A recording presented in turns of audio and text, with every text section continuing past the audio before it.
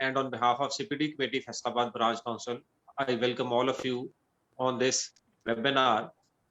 आज हम अपने tax law second amendment ordinance अब 2001 पे हमें हमारे very learned speaker Ghulam Mustafa Qazi साहब हमें इंशाल्लाह ताला हमारी इंफॉर्मेशन में इजाफा करेंगे। और ये इसलिए भी बहुत इम्पोर्टेंट वेबिनार है, इस सेकंड अमेंडमेंट ऑर्डिनेंस 2001 के थ्रू बड़ी हैवी टैक्सेशन इम्पोज की गई है, जो अभी हमें डिटेल में हमें गुलाम मुस्तफा काजी साहब समझाएंगे। तो मैं एक दफ़ा फिर वेलकम करता हूँ गुलाम मुस्तफा काजी साहब को और हमारी टेक्निकल टीम को और सारे हमारे जितने भी पार्टिसिपेंट्स हैं कि उन्होंने हमें वेबिनार में ज्वाइन किया। तो आज बाकी हम अपनी नॉर्मल जो है प्रोसीडिंग्स की तरफ चलते हैं। जी, ओवर टू यू अहमद साहब प्लीज। जी थैंक यू शाह साहब। अब जी हम अपने स्पीकर को इनवाइट करते हैं। हमारे स्पीकर हैं गुलाम मुस्तफा काजी साहब, FCMA, who have 25 years work experience in financial management and taxation in Pakistan and Gulf. He served the National Council of ICMA for 9 years as a member and as a vice president, and he also served the FIFA as a president. He currently is working as a CEO in Tariq Kazi Mustafa consulting firm. He has conducted so many such type of workshop and seminars in different forums like ICMAP, SAMIDA, FIFA, and SAFA, etc. Now, without any further delay, I am going to invite Qazi Ghulam Mustafa Qazi Sahab, FCMA. Please, sir, start the today's session. Qazi Thank Sahab. you very much. Sir. Bismillahirrahmanirrahim. Nahmadu wa nusalli ala Rasulil Kareem. Dear organizers, Faisalabad Branch Council, the Secretariat of Faisalabad Branch Council, worthy participants, Assalamu alaikum wa rahmatullahi wa barakatuhu. So, as introduced by the host, today we are discussing about the Tax Laws Second Amendment Ordinance of 2021. So let me share the presentation.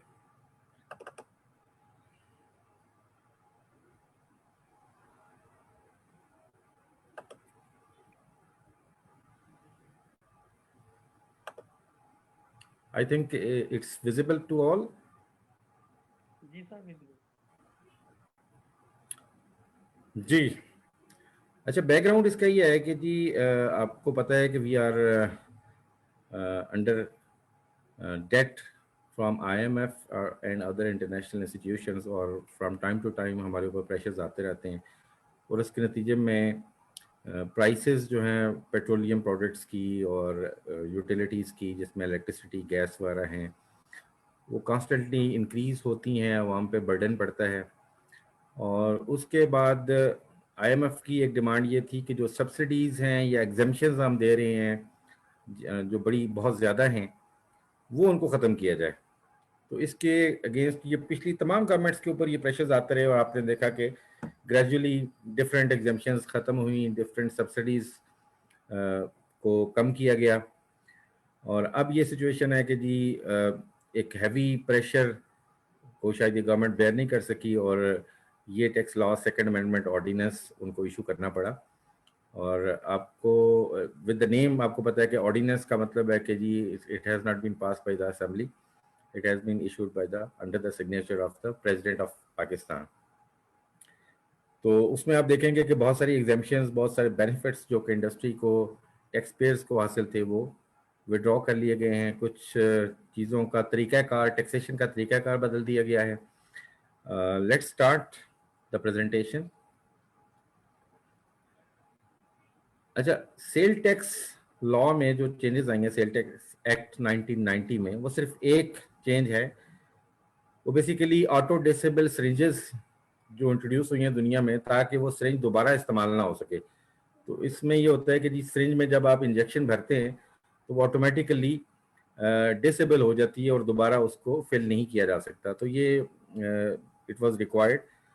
तो 159 clause है 6 schedule की, उसमें इन्होंने with needles and without needles दोनों जो syringes हैं, disable syringes, auto disable syringes, उनको exempt कर दिया है।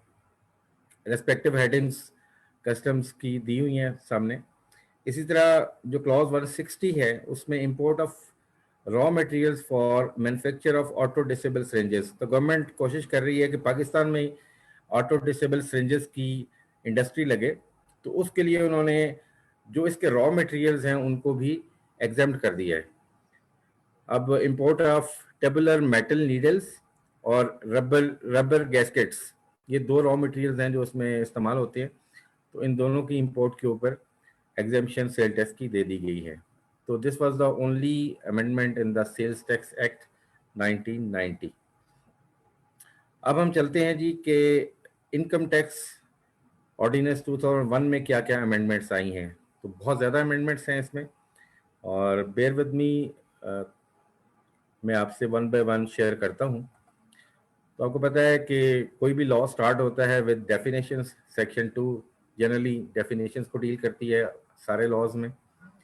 सेक्शन 2 में क्लॉज 29C था जिसमें इंडस्ट्रियल अंडरटेकिंग्स को डिफाइन किया गया था, और ये क्लॉज इस ऑर्डिनेंस में ओमिट कर दी गई है, यानी कि अब ये क्लॉज अवेलेबल नहीं है।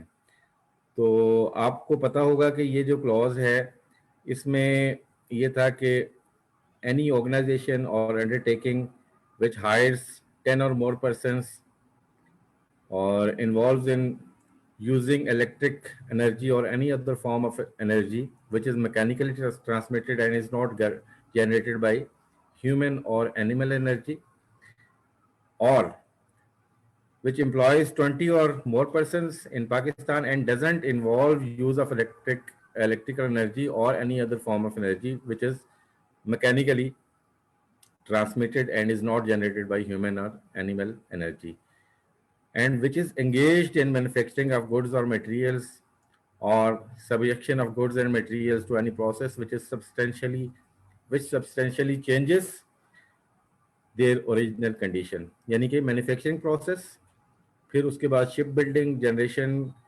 Conversion, transmission and distribution of electric energy और सप्लाई ऑफ हाइड्रोलिक पावर, और माइनिंग, ऑयल वेल और एनी अदर मिनरल एक्टिविटीज़ जो हैं या उनके डिपॉजिट्स।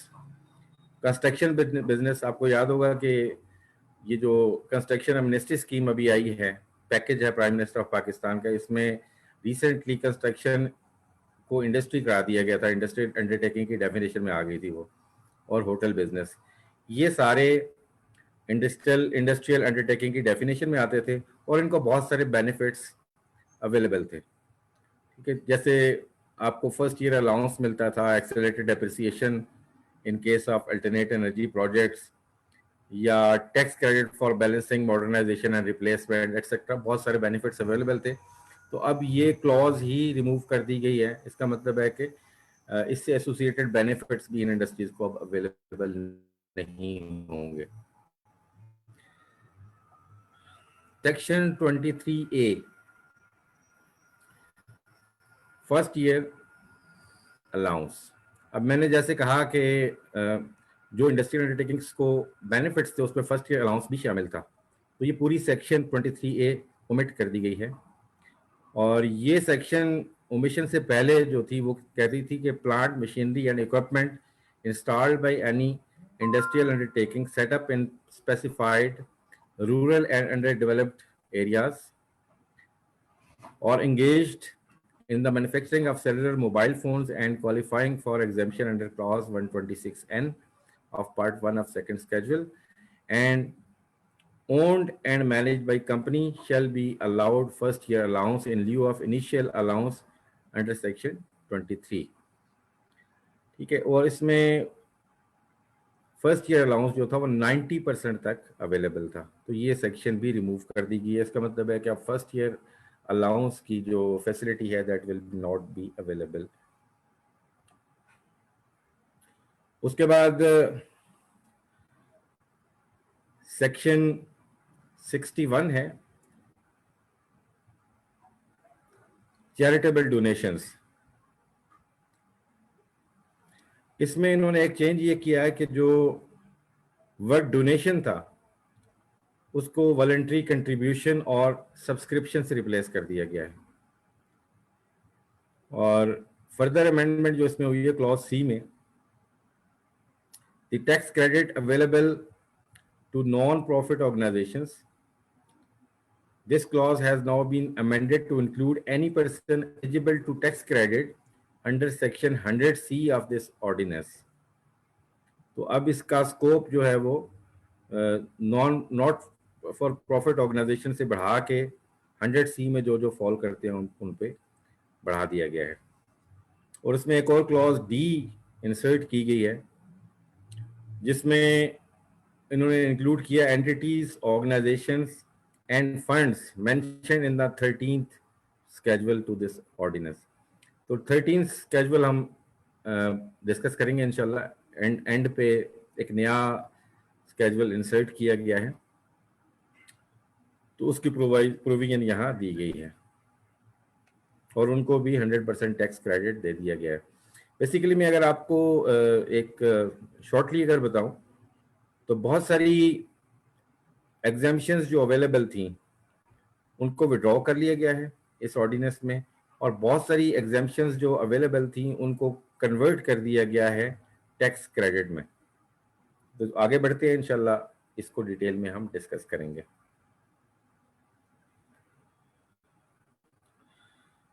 सी सेक्शन था इनकम टैक्स ऑर्डिनेंस का, उसमें जो लोग फ्रेश ग्रेजुएट्स को हायर करते थे उनके लिए टैक्स क्रेडिट दिया गया था और अब इस सेक्शन को रिमूव कर दिया गया है। इसका मतलब है कि now there will be no tax credit on employing the fresh graduates.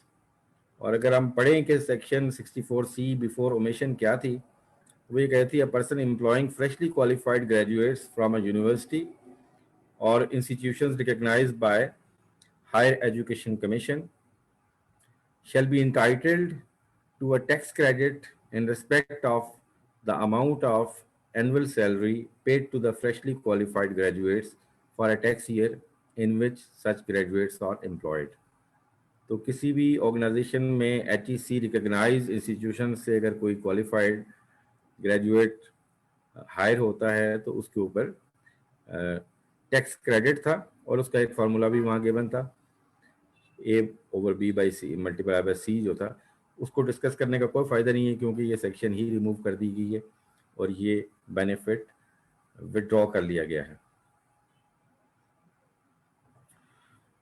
Next section 65C जो रिलेट करती है tax credit for persons employing fresh, sorry ये हम डिस्कस कर चुके हैं गालिबन, सॉरी ये मेरा ख्याल है टाइटल इसका गलत हो गया है। ये टैक्स क्रेडिट था जी for enlistment on any stock exchange. तो ये टाइटल को आप भूल जाए, जो मैं बता रहा हूँ वो पढ़िए। ये सेक्शन भी रिमूव कर दिया गया था। एक बहुत बड़ा बेनिफिट दिया गया था उन लोगों के लिए जो अपने स्टॉक्स को, अपने शेयर को स्टॉक एक्सचेंज में रजिस्टर करते हैं। तो एक मोटिवेशन थी कि इन्वेस्टमेंट की जाए स्टॉक एक्सचेंज में, जो पाकिस्तान में कोई भी रजिस्टर्ड स्टॉक एक्सचेंज है, तो उसमें 20% टैक्स क्रेडिट दिया जाता था और ये अवेलेबल था 30 जून 2022 को। तो ये बेनिफिट भी विड्रॉ कर लिया गया है। Now there will be no tax credit to a tax payer opting for investment on stock exchange. उसके बाद एक सेक्शन है 65F tax credit for certain persons. ये नई सेक्शन इंसर्ट की गई है इस ऑर्डिनेंस के थ्रू और वो ये कहती है subsection 1, income of the following tax payers shall be allowed a tax credit equal to 100% of the tax payable under any provisions of this ordinance, including minimum and final taxes for the period, to the extent upon fulfillment of conditions and subject to limitations detailed as under। तो उसमें मैंने कहा है कि जी 100% tax credit of the tax payable available होगा, और वो minimum tax में भी होगा, फाइनल टैक्स में भी होगा, लेकिन उसके लिए कुछ terms and conditions and limitations दी गई हैं। वो क्या है जी? Persons engaged in coal mining projects in Sindh, supplying coal exclusively to power generation projects। यानी माइनिंग प्रोजेक्ट्स को जो सिंध में हैं उनको ये टैक्स क्रेडिट दिया गया है जो कि पावर जनरेशन प्रोजेक्ट्स को कोल सप्लाई करते हैं।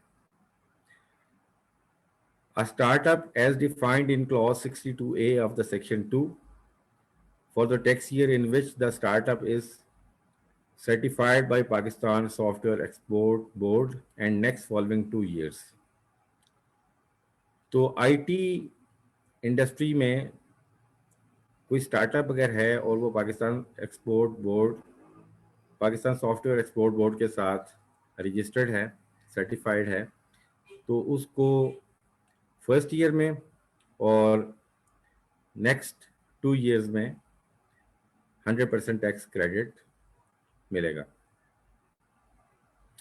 और थर्ड वन था persons deriving income from export of computer software और आईटी सर्विसेज और IT enabled services up to the period ending on 30th of June 2025।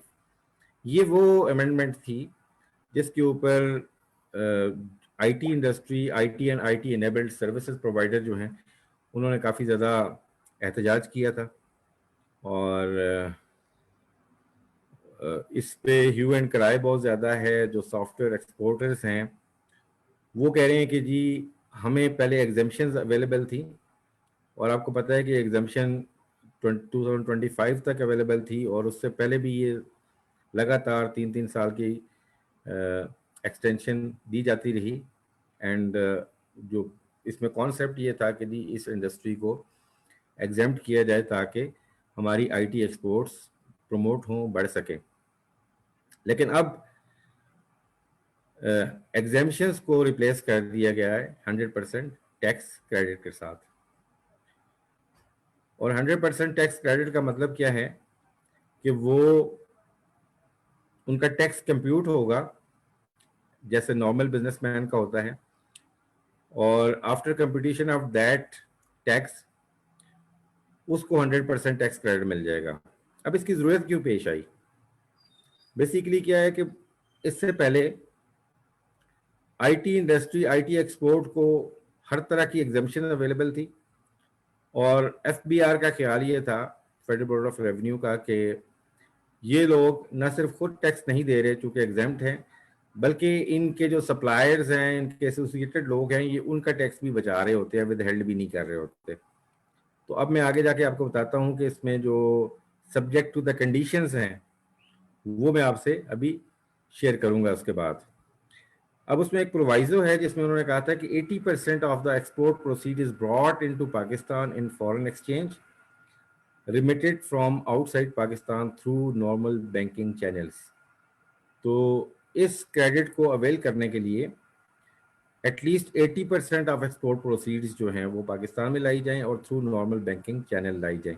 ये पहले से अवेलेबल था, एग्जेम्पशन में भी यही था कि जी 80% वो पाकिस्तान में रिमिट करेंगे तो फिर ये एग्जेम्पशन अवेलेबल होंगी। अब ये है कि अगर वो 80% रिमिट करेंगे तो उनको 100% टैक्स क्रेडिट मिलेगा। अब इसमें एक एक्सप्लेनेशन दी गई है, वो कह रहे हैं जी for the purpose of this clause IT services include software development, software maintenance, system integration, web design, web development, web hosting and network design। ये IT सर्विसेज हैं, और IT enabled सर्विसेज जो हैं वो सर्विसेज हैं जिसमें IT एनवायरनमेंट यूज़ किया जाता है। वो IT सर्विसेज भी हो सकती हैं और नॉन IT सर्विसेज भी हो सकती हैं। अब उसमें उन्होंने जो डेफिनेशन लिखा है, they include inbound or outbound call centers, medical transcriptions, remote monitoring, graphic designing, accounting services, HR services, telemedicine centers, data entry operations, locally produced television programs and insurance claims processing. तो जो जो services online दी जाती हैं, जिनको under the head IT enabled services FBR ने करार दिया है, वो ये सर्विसेज हैं, जिसमें हमारी अकाउंटिंग सर्विसेज भी आ जाती हैं, एचआर भी है, और आईटी की से रिलेटेड और डाटा एंट्री से रिलेटेड जो सर्विसेज हैं, ये सारी इसमें कवर कर दी गई हैं, और कॉल सेंटर्स तो ऑब्वियसली हैं। जो क्लॉज 2 है वो कहती है जी, subsection 2, the tax credit under subsection 1 shall be available subject to the fulfilment of following conditions. अब मैंने आपको बताया था कि ये जो टैक्स क्रेडिट है ये कंडीशनल है, और उसके लिए सर्टेन जो कंडीशंस हैं वो फुलफिल करनी पड़ेंगी, तब आपको टैक्स क्रेडिट मिलेगा। अगर आप ये फुलफिल नहीं करेंगे तो आपको टैक्स क्रेडिट नहीं मिलेगा। उसमें पहली कंडीशन है that the return has been filed, यानी कि इनकम टैक्स रिटर्न फाइल करना जरूरी है। नंबर 2 है tax required to be deducted और कलेक्टेड हैज बीन डिडक्टेड और कलेक्टेड एंड पेड, यानी कि विद होल्डिंग टैक्स जो आपकी प्रोक्योरमेंट्स के ऊपर या आपकी जो सर्विसेज आप एक्वायर करते हैं उनके ऊपर, वो आपने डिडक्ट भी किया है और पे भी किया है गवर्नमेंट की ट्रेजरी में, और withholding tax statements for the immediate proceeding years have been filed.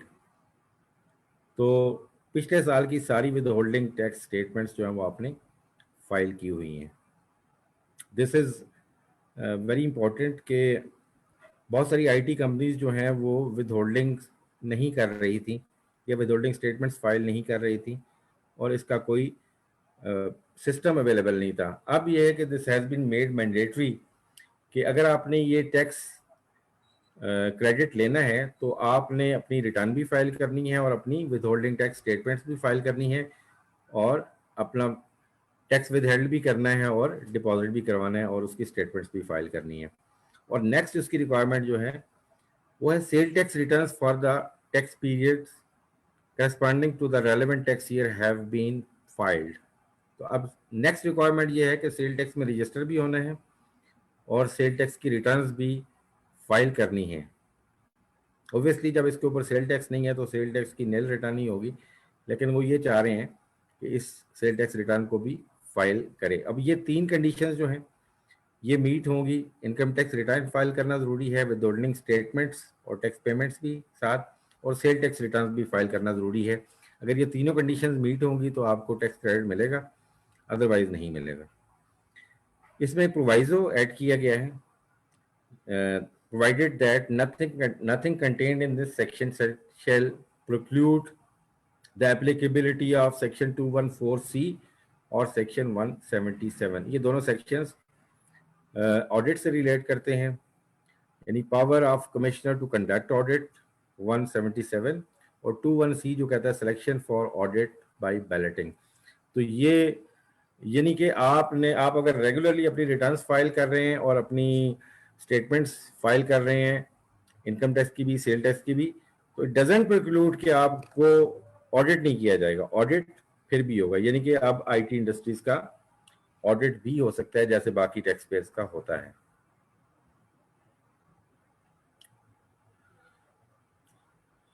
उसके बाद है जी 65G, और 65G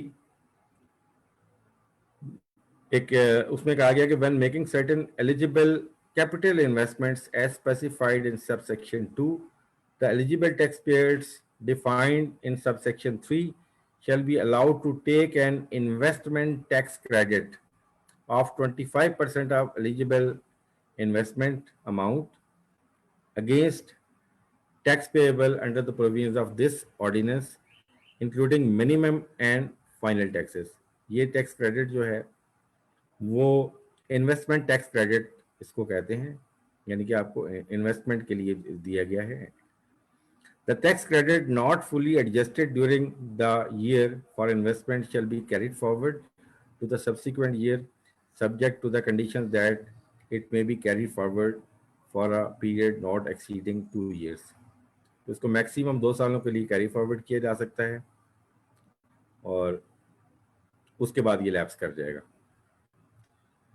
तो ये कैपिटल इन्वेस्टमेंट्स अब मैं उनको डिफाइन करने जा रहा हूँ जिनके अगेंस्ट आपको टैक्स क्रेडिट मिलता है।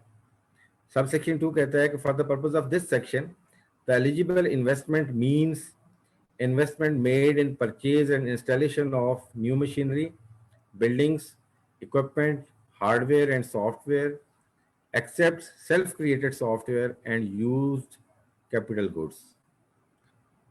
तो जो आपकी कैपिटल इन्वेस्टमेंट होगी उसमें आपकी प्लांट एंड मशीनरी की installation, buildings, equipment, software and hardware, लेकिन आपका अपना बनाया हुआ अगर सॉफ्टवेयर और हार्डवेयर है तो वो इसमें शामिल नहीं होगा। और एलिजिबल पर्सन की आईडी सबसेक्शन 3 कहती है for the purpose of this section eligible person means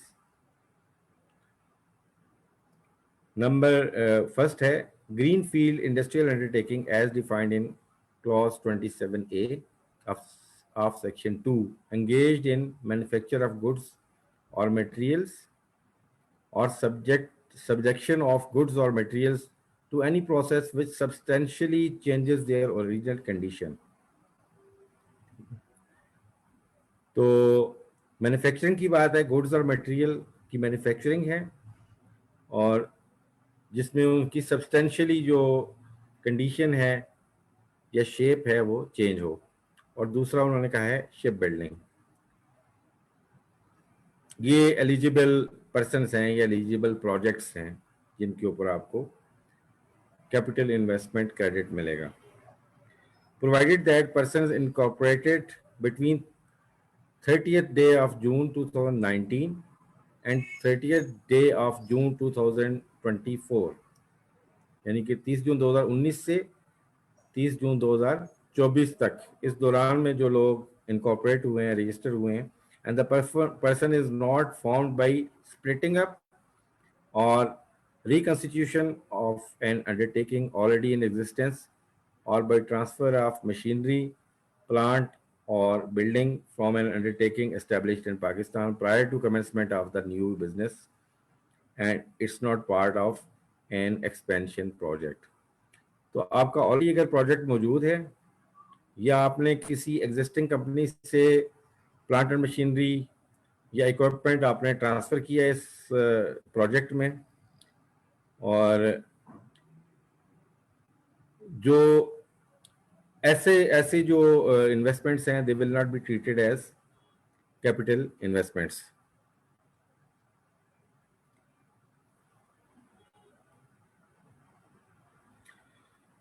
उसके बाद है जी industrial undertaking setup by 30th of June 2023 and engaged in the manufacture of plant, machinery, equipment and items with dedicated use, no multiple uses. Dedicated use मतलब उसका single use अगर है for generation of renewable energy from sources like solar and wind for a period of 5 years beginning from the dates such industrial undertaking is set up.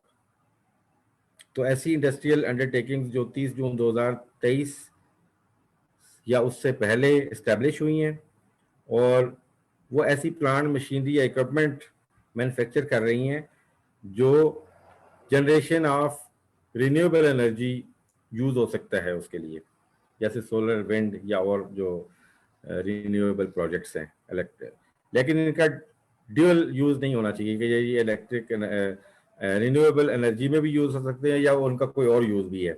Single use में अगर हैं तो उनको 5 year का tax credit मिलेगा। तो ये आप देखें, आपको जो एग्जेम्पशंस अवेलेबल थी वो कन्वर्ट हो रही हैं टैक्स क्रेडिट में। जो इसके पीछे समझ आ रहा है वो डॉक्यूमेंटेशन है या रिकॉर्ड कीपिंग है कि ताकि पता चल सके कि कितना वॉल्यूम यूज़ हुआ है।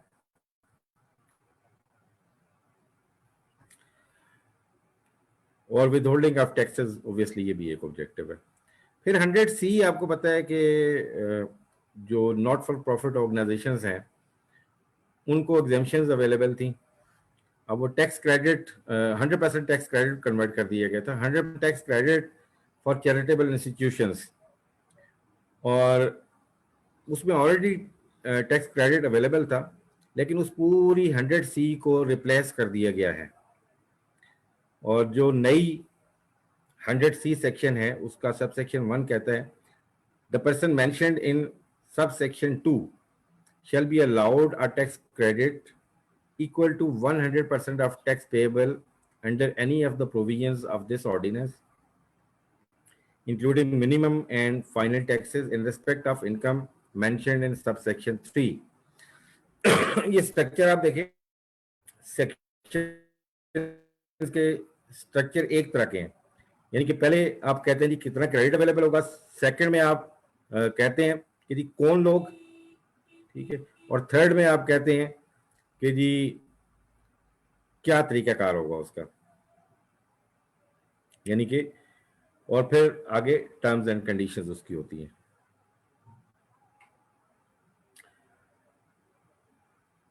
यानी कि जो लोग सब सेक्शन 2 में मेंशन किए गए हैं उनको 100% टैक्स क्रेडिट अलाउड होगा any of the provisions of this ordinance, यानी कि सारी टैक्स प्रोविजंस से उसको टैक्स क्रेडिट मिलेगा, चाहे वो मिनिमम टैक्स भी हो और फाइनल टैक्स भी हो, उसमें भी उनको टैक्स क्रेडिट मिलेगा, लेकिन फुलफिलमेंट ऑफ सर्टेन कंडीशंस के ऊपर। सेकंड इसकी जो क्लॉज है वो कहती है the provisions of this section shall apply to the following persons, namely, तो ये किस किस पे अप्लाई होंगी? Person specified in table 2 of clause 66 of part 1 of second schedule to this ordinance. तो जो लोग table 2 clause 66 part 1 of the second schedule में आते हैं, यानी कि जो नॉट फॉर प्रॉफिट ऑर्गेनाइजेशंस हैं, और दूसरा वो कह रहा है कि a trust administrated under the scheme approved by the federal government and established in Pakistan exclusively for the purpose of carrying out such activities as are for the welfare of ex-employees and serving personnel of the federal government or a provincial government or armed forces, including civilian employees of the armed forces and their dependents, where the said trust is administered by the committee nominated by the federal government or a provincial government. तो ऐसा trust जो कि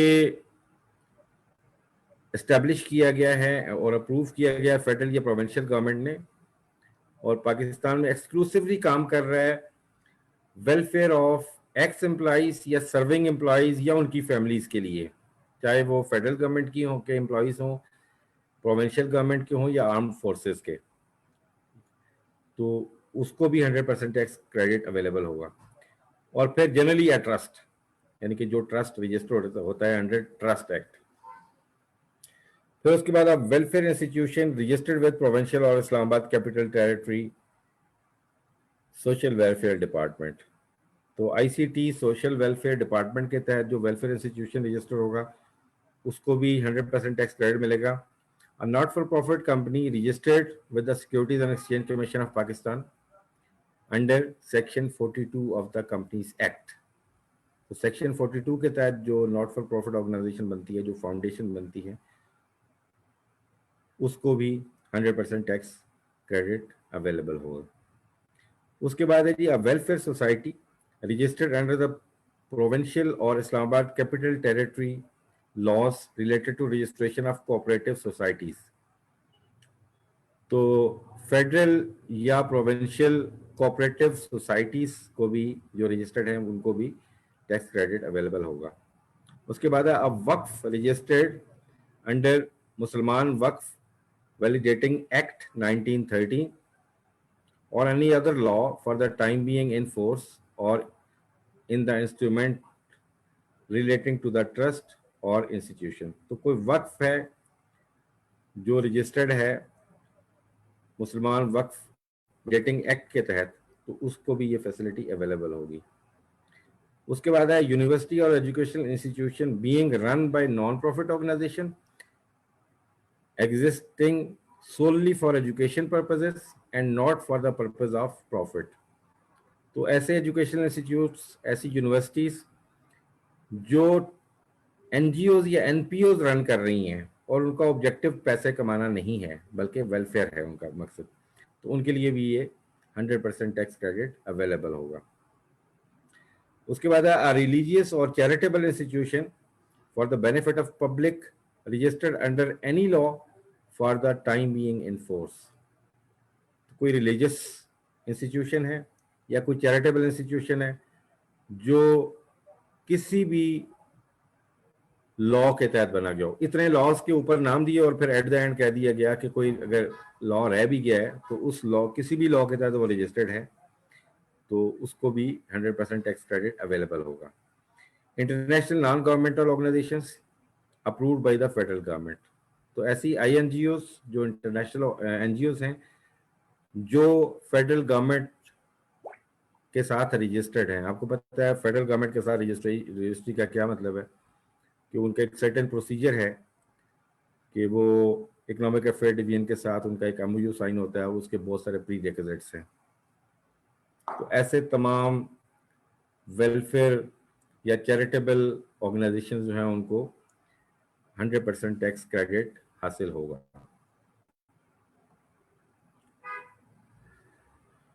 अच्छा, third में है जी the following income is eligible for tax credit. कौन कौन सी इनकम इन इदारों की जो पीछे मैंने डिस्कस की है, कौन कौन सी इनकम जो होगी वो टैक्स क्रेडिट के लिए एलिजिबल होगी? वो है जी income from donations, voluntary contributions and subscriptions. तो डोनेशन और सब्सक्रिप्शन वाला जो इन इदारों को मिलेंगी वो क्वालिफाई करेंगी for tax credit. Income from house property, अगर ऐसे इदारों की कोई रेंटल इनकम आती है, कोई उनकी प्रॉपर्टी या रेंट पे दी हुई है और रेंटल इनकम आ रही है तो वो भी 100% टैक्स क्रेडिट के लिए क्वालिफाई करेगी। Income from investment in securities of federal government, अगर सरप्लस फंड वो गवर्नमेंट सिक्योरिटीज में इन्वेस्ट करते हैं तो वो इनकम भी इनकी एग्जेम्प्ट होगी, टैक्स क्रेडिट के लिए क्वालिफाई करेगी, उस पर भी टैक्स क्रेडिट मिलेगा। Profit and debt from the scheduled banks and micro finance banks, अगर उन्होंने अपने फंड्स किसी बैंक में रखे हुए हैं, माइक्रो फाइनेंस बैंक हो या कमर्शियल बैंक हो, तो उसका जो प्रॉफिट एंड डेट होगा उसके ऊपर भी इनको टैक्स क्रेडिट मिलेगा। और grant receive from federal, provincial, local और फॉरेन गवर्नमेंट्स, तो गवर्नमेंट की तरफ से कोई ग्रांट्स अगर इनको मिलती हैं, चाहे वो फेडरल गवर्नमेंट है, प्रोविंशियल गवर्नमेंट है या कोई लोकल बॉडी है या फॉरेन गवर्नमेंट है, तो इस तरह की जो ग्रांट्स होंगी वो भी उन पे भी टैक्स क्रेडिट मिलेगा। So much of the income chargeable under the head income from business as is expended in Pakistan for the purpose of carrying out welfare activity, तो इनकम का उतना हिस्सा जो इनकम फ्रॉम बिजनेस में चार्जेबल होगा as is expended in Pakistan for purpose of carrying out welfare activities, तो ये जो पाकिस्तान में स्पेंड हुआ और वेलफेयर एक्टिविटीज के लिए हुआ, तो इससे जो इनकम जनरेट हुई वो या उस पर भी आपको टैक्स क्रेडिट मिलेगा। यानी इनकम का वो पार्ट जो स्पेंड हुआ पाकिस्तान में और वेलफेयर एक्टिविटीज के लिए स्पेंड हुआ तो वो भी एग्जेम्प्ट होगी, वो भी टैक्स क्रेडिट उसको मिलेगा। अच्छा, प्रोवाइजो है इसके आगे, provided that in case of income under the head income from business only so much of tax income shall be eligible for tax credit under this section that bears the same proportion as the said amount of business income bears to the aggregate income from all sources। अब एक condition उन्होंने लगा दी है कि ये जो आपने बात की इनकम फ्रॉम बिजनेस, वो कह रहा है कि जी इसका इतना पार्ट टैक्स क्रेडिट के लिए एलिजिबल होगा जिसकी रेशो ठीक सेम रहेगी as the said amount of business income based to the aggregate income of all sources. तो आपको बाकी जहां जहां से जो इनकम आ रही है उसी रेशो में आपको टैक्स क्रेडिट मिलेगा, ठीक है। अगर वहां इनकम फ्रॉम डोनेशंस अगर आपकी है 100 rupees for example, income from property है 50 रुपीज, ठीक है, तो तो टैक्स क्रेडिट जो होगा वो इसी रेशियो में, जो उनकी रेशियो है उसका जो टैक्स क्रेडिट है, इसमें भी उसी रेशियो में टैक्स क्रेडिट मिलेगा। Any income of the person mentioned in clause A, B, and H of the section 2 of this section, subsection 2, ये हमने डिस्कस की यहाँ पे। A, B and H, A क्या कहता है जी उन्होंने, ये जो चैरिटेबल इंस्टीट्यूशंस हैं जो सेकंड शेड्यूल में दिए हुए हैं, और B में एम्प्लॉयज का ट्रस्ट जो है, ठीक है, और H में आपका यूनिवर्सिटी और एजुकेशन इंस्टीट्यूशन, उसको भी एग्जाम्पशन के सेपरेटली उन्होंने यहाँ प्रोवाइड कर दिया कि उसको भी टैक्स क्रेडिट मिलेगा। तो ये लोग जो हैं वो एलिजिबल होंगे टैक्स क्रेडिट के लिए 100C के तहत। अच्छा, 100C को आगे देखते हैं जी। अब इसमें जो कंडीशंस थी, हम हमने जो पीछे एक सेक्शन में डिस्कस किया, सेम कंडीशंस यहाँ पे सिमिलर कंडीशंस हैं। एलिजिबिलिटी या टैक्स क्रेडिट अवेल करने के लिए क्या करना पड़ेगा, उसके लिए कंडीशंस हैं। नंबर 1 ये है कि जी टैक्स रिटर्न फाइल होनी चाहिए उनकी, इनकम टैक्स रिटर्न्स। नंबर 2 ये tax required to be deducted और कलेक्टेड हैज बीन डिडक्टेड और collected and paid.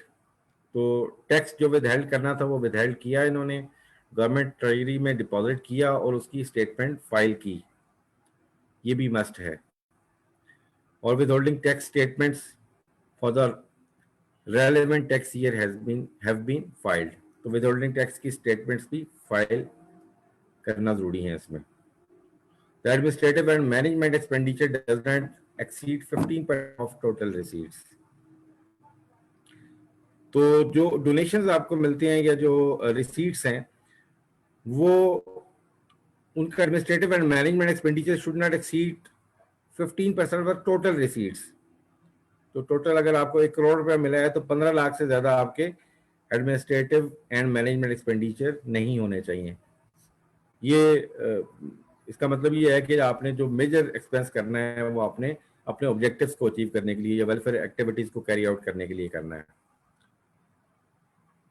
Provided that clause D, यानी कि ये एडमिनिस्ट्रेटिव एक्सपेंसेस वाला, shall not apply to non-profit organization if charitable and welfare activities of the non-profit organization have commenced for the first time within the last 3 years। तो 15% of the total receipt यानी expenditure आपके 15% होने चाहिए। ये condition apply नहीं होगी अगर किसी भी चैरिटेबल इंस्टीट्यूशन की जो एक्टिविटीज़ हैं या ऑपरेशंस हैं वो फर्स्ट टाइम लास्ट 3 ईयर में पहली दफ़ा अगर हुए हैं तो फर्स्ट टाइम इस कंडीशन को मीट करना ज़रूरी नहीं है। Second, total receipts of the non-profit organization during the tax years are less than 100 million rupees। तो जिन इंस्टीट्यूशंस की या जिन एनपीओस की एनुअल जो रिसीट्स हैं या डोनेशंस हैं वो 100 मिलियन से कम हैं, उन पे भी अप्लाई नहीं होगा। यानी 100 मिलियन से ऊपर अगर हैं, 100 मिलियन या उससे ऊपर अगर हैं तो फिर 15% की कंडीशन मीट करना जरूरी है। उसके बाद approval of the commissioner has been obtained as per requirement of clause 36 of section 2। तो सेक्शन 2 सब सेक्शन 36 की जो अप्रूवल है चीफ कमिश्नर की जो अप्रूवल है वो अगर ली है तो तब आप टैक्स क्रेडिट के लिए एलिजिबल होंगे। यानी ये आप मीट कर रही है ना कि रिटर्न फाइल की, टैक्स विदहेल्ड किया, विदहोल्डिंग स्टेटमेंट्स दी, फिर ये चेक के जी उसका एडमिनिस्ट्रेटिव एंड मैनेजमेंट एक्सपेंडिचर जो 15% हो, अगर ये 2 कंडीशन मीट नहीं हो रही तो, और फिर अगली जो कंडीशन है वो approval of commissioner under section 2 sub section 36। Provided that condition of approval in respect of persons mentioned in table 2 of clause 66 part 1 of second schedule to this ordinance shall take effect from the first day of July 2022 and the requirement of clause 36 of section 2 shall not be applicable for the earlier years। तो clause 66 of part 1 of second schedule में जो NGOs आती हैं उनके लिए ये जो condition है कि अप्रूवल ऑफ कमिश्नर होना ज़रूरी है, वो जुलाई 2022 से स्टार्ट होगी और उससे पहले उनको इसकी ज़रूरत नहीं होगी। ठीक है, अभी हम देखते हैं उसको clause 66 of part 1 of the second schedule. None of the assets of the trust or welfare institution confers or may confer a private benefit to the donor or family, children, or authors of the trust or his descendants or the makers of the institution or to any other person. तो ये भी एक pre condition है कि उनके कोई assets, अगर कोई ट्रस्ट है या वेलफेयर इंस्टीट्यूशन है, उसके किसी किस्म के एसेट्स का प्राइवेट बेनिफिट डोनर्स को या उनकी फैमिलीज को या उनके बच्चों को या जिन्होंने ट्रस्ट बनाया है उनको, उनकी अपनी मैनेजमेंट को, या उनके डिसेंडेंट्स हैं या मेकर्स हैं या कोई और प्राइवेट पर्सन है, तो उसके बेनिफिट्स वेलफेयर पर्पस के लिए होने चाहिए, किसी पर्सनल बेनिफिट, किसी के पर्सनल बेनिफिट के लिए नहीं होने चाहिए। Provided that where such private benefit is conferred, the amount of such benefit shall be added to the income of the donor। और अगर कहीं प्राइवेट बेनिफिट दिया गया किसी को, तो उस हद तक जो आपका एक्सपेंडिचर है वो ऐड बैक हो जाएगा आपकी टैक्सेबल इनकम में, तो उस पर टैक्स भी लगेगा। फिर उसके बाद है statement of voluntary contributions and donations received in the immediate preceding year has been filed in the prescribed form and manner। आपको पता है कि जी एक स्टेटमेंट भी फाइल करनी होती है एवरी ईयर, तो आपने पिछले साल की अगर statement of voluntary contribution and donations वो आपने फाइल की हुई है तो तब आप टैक्स क्रेडिट ले सकते हैं, और अगर आपने फाइल नहीं की तो आप टैक्स क्रेडिट अवेल नहीं कर सकेंगे। काफ़ी चेंजेस आई हैं इसमें भी, और अब जो एरा हमें नज़र आ रहा है वो ये है कि जी जो exemptions हैं they are being converted into credits or they are being disallowed। अच्छा, आगे जी 100C कंटिन्यू कर रहे हैं। Notwithstanding anything contained in subsection 1, surplus funds of the organizations to which this section applies shall be taxed at the rate of 10%। अब organisation ने जो अनस्पेंड funds हैं, जो सरप्लस फंड्स हैं, उनको 10% टैक्सेशन की जाएगी उसके ऊपर। ठीक है, अब हम देखते हैं कि व्हाट इज सरप्लस फंड। तो सरप्लस फंड मींस फंड्स और monies not spent on charitable and welfare activities during the tax year. ऐसी रकम जो कि टैक्स चैरिटेबल एक्टिविटीज में स्पेंड नहीं हुई, received during the year as donations, voluntary contributions, subscriptions and other incomes। तो आपको डोनेशन, कंट्रीब्यूशन, सब्सक्रिप्शन या किसी भी मद में आपको वो पैसे आए और आपने वो स्पेंड नहीं किए वेलफेयर एक्टिविटीज में, and they are not part of restricted funds. अब रिस्ट्रिक्टेड फंड्स का भी वो पार्ट नहीं है, यानी कि आपको डोनेशन मिली और वो स्पेंड चैरिटेबल वेलफेयर एक्टिविटीज में नहीं हुई, और फिर आगे more than 25% of the total receipts, यानी आपने 100 रुपए की अगर डोनेशन ली और अगर 25 रुपीज उसमें से बच गए तो वो सरप्लस फंड में नहीं आएंगे, लेकिन बियॉन्ड 25% वो फिर सरप्लस फंड में आएंगे and are part of restricted funds. और अगर रिस्ट्रिक्टेड फंड्स हैं, आपने किसी उस पर कोई रिस्ट्रिक्शन लगी हुई है कि डोनर ने आपको पैसे दिए, अच्छा इसकी डेफिनेट एक्सप्लेनेशन दी हुई है तो उसको पढ़ लेते हैं। For the purpose of this clause, restricted fund means any fund received by the organisation but could not be spent and treated as revenue during the year due to any obligation placed by the donor or fund received in kind। अगर donor ने आपको fund दिए, for example उसने कहा जी कि earthquake आएगा तो आपने ये स्पेंड करने हैं, उस साल में अर्थक्वेक आया ही नहीं, तो जाहिर है वो स्पेंड नहीं हो सकते थे, क्योंकि वो डोनर की डायरेक्शंस थी कि आपने ओनली अर्थक्वेक के लिए देना है। अब अर्थक्वेक नहीं आया तो वो अनस्पेंट रह गए ड्यू टू द रिस्ट्रिक्शन, तो ये भी सरप्लस फंड में नहीं आएंगे। या आपको किसी ने डोनेशंस दिया इन काइंड, एक गाड़ी दे दी कि जी ये आप यूज करें अपने वेलफेयर एक्टिविटीज के लिए, तो वो भी सरप्लस फंड में नहीं आएगी। ठीक है, और 25% ऑफ टोटल रिसीट, 25% तक अनस्पेंड अगर फंड अगर आपके पास हैं तो वो भी आपके सरप्लस फंड्स में नहीं आएंगे। 25 और मोर अगर होंगे परसेंट तो वो फिर आपके सरप्लस फंड्स में आएंगे। ठीक है, तो सरप्लस फंड्स अगर होंगे इस डेफिनेशन के मुताबिक तो they will be taxed eight the rate of 10%। अच्छा जी, उसके बाद है सेक्शन 182 ऑफेंसेस एंड पेनल्टीज। अच्छा, मैं देख रहा हूं कि there are some questions and answers. तो फर्स्ट ऑफ ऑल कहा जा रहा है जी वॉइस प्रॉब्लम, तो मुझे काइंडली बताइएगा कि वॉइस प्रॉब्लम है अभी।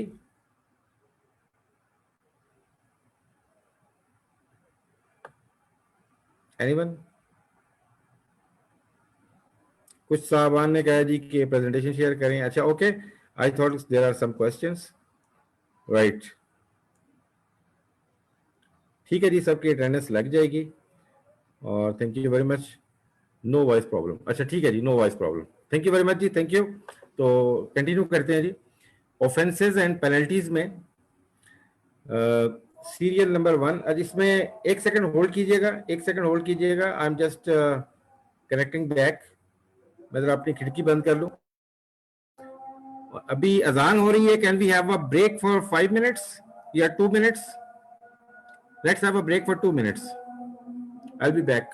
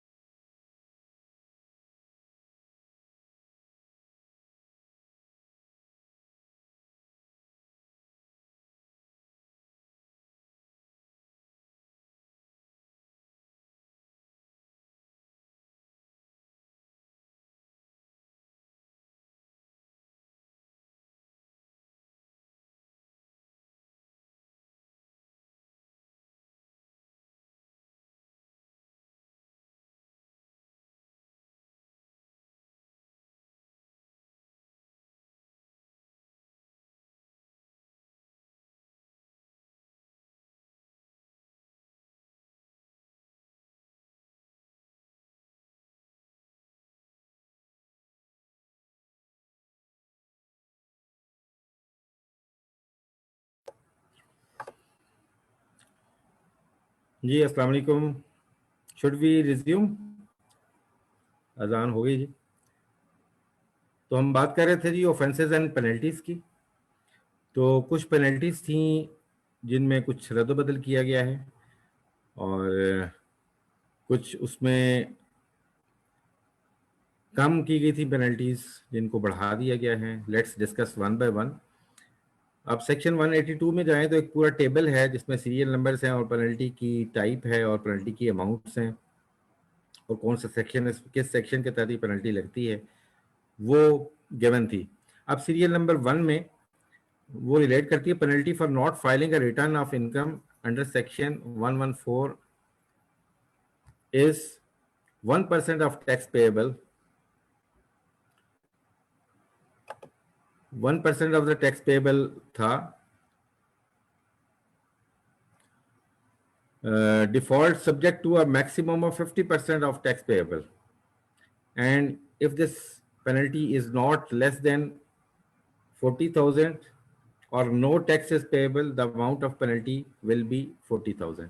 उसमें एक आ गया था कि जी अंडर सेक्शन 114 अगर आपने अपनी रिटर्न टाइम पे फाइल नहीं की तो 0.1% ऑफ द टैक्स पेएबल आपको पेनल्टी लगेगी, ठीक है। और इसका जो मैक्सिमम अमाउंट है वो 50% ऑफ टैक्स पेएबल होगी। और अगर ये पेनल्टी यानी कि 1% या मैक्सिमम 50%, अगर ये 40,000 से कम है या टैक्स पेएबल नहीं था, बनता ही नहीं था, तो इन बोथ केसेस ये पेनल्टी 40,000 होगी, यानी मिनिमम 40,000 आपने पे करना ही करना था। अच्छा, इसमें कुछ न्यू प्रोविजंस ऐड किए गए हैं। उसमें पहली प्रोवाइजो जो दी गई है वो ये है कि provided further that if taxable income is up to 800,000 rupees, the minimum amount of penalty shall be 5,000 rupees। तो ये चूंकि हर बंदे पे 40,000 मिनिमम हो गया था, तो अब उन्होंने कहा कि अगर किसी की 8 लाख तक इनकम है और वो टैक्स रिटर्न फाइल नहीं कर सका विद इन ड्यू डेट, तो उसको मिनिमम 5,000 पे करना पड़ेगा, ठीक है। यानी कि 1% ऑफ टैक्स अमाउंट होगा या 50% ऑफ टैक्स पेएबल के बराबर होगा।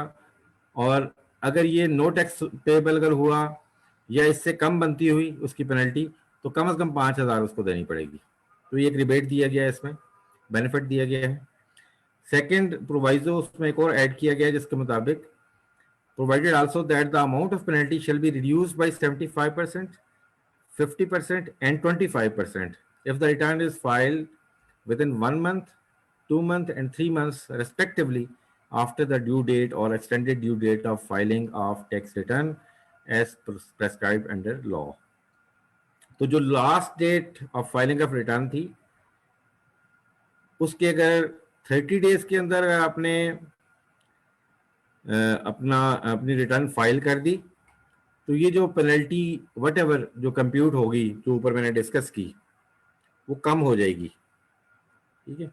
अगर 1 महीने के अंदर फाइल की है तो 75% रिडक्शन होगी उसमें, यानी अगर 40,000 बनता था तो वो 10,000 हो जाएगा।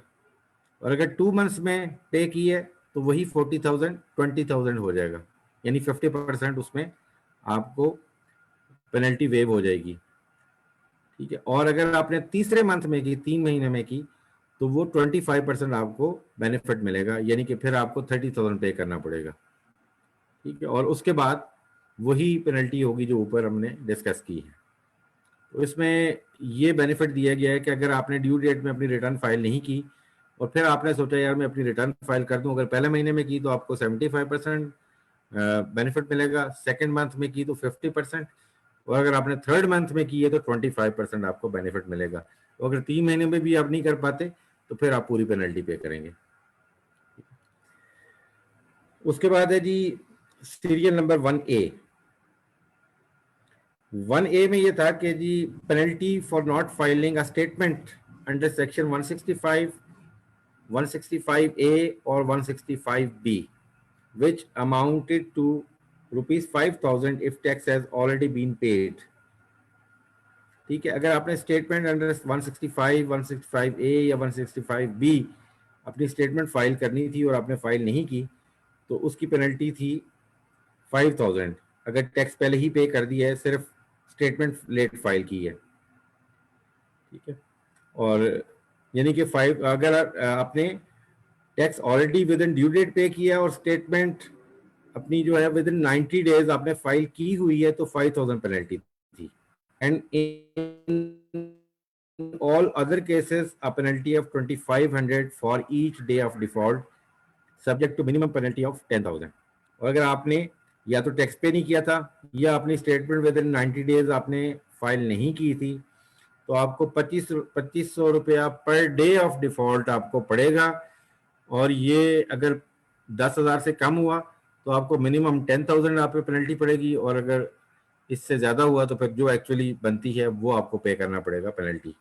यानी आपको अगर 100 दिन आपके बने हैं तो 100 को 2500 से मल्टीप्लाई करें तो 250,000 आपके ऊपर पेनल्टी पड़नी है। ठीक है, अब उसमें एक प्रोवाइजो ऐड की गई है, provided that where it stands established that no tax was required to be deducted or collected during the relevant period, minimum amount of penalty shall be 10,000 rupees. अगर ये एस्टेब्लिश हो गया कि जी कोई टैक्स पेएबल नहीं था, कोई अमाउंट, कोई टैक्स विद हेल्ड होने वाला नहीं था, ठीक है, तो इस सूरत में अगर आपने डिफॉल्ट किया है, अपनी स्टेटमेंट सिर्फ लेट फाइल की है, तो कम से कम 10,000 की पेनल्टी आपके ऊपर तब भी होगी। ये सेक्शन जी कंटिन्यू करेगी, इसमें काफी सारी चेंजेस आई हैं। सीरियल नंबर 6,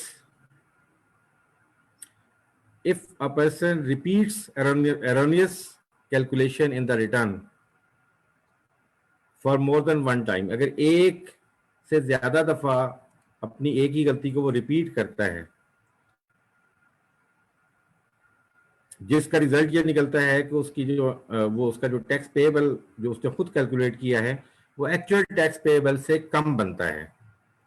ठीक है, such person shall pay a penalty of 30,000 rupees or 3% of the amount of tax involved, whichever is higher.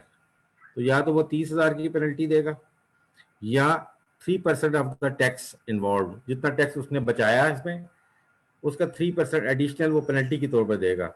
और इन दोनों में से 30 से कम हुआ तो फिर 30 देगा, और अगर 30,000 से ज्यादा हुआ तो जो एक्चुअल अमाउंट होगी वो पे करेगा, विच एवर इज हायर।